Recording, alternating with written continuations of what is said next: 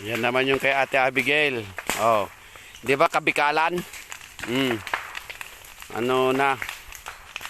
Oh, ito ti kabikalan na.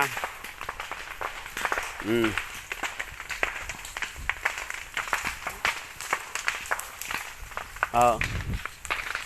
Wala ayan. Konti-unti na lang yan. Sige manang. Ay ate, Marco. Yan sa inyo, konti-konti lang. Konting sunog-sunog lang ito. Oh. Maliwalas na. Yan gagapang yan hanggang mamaya. Dito kami matutulog din. Tapusin lang muna namin to hanggang dulo para agsin na ba't da amin. Oh.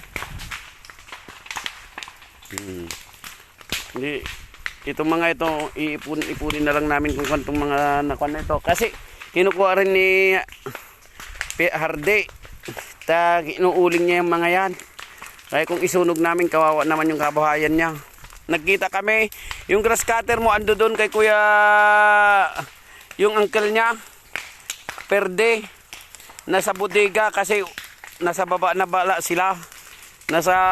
Ngayon para hindi mawala, impatago niya doon para inilagay nila sa bodega nila.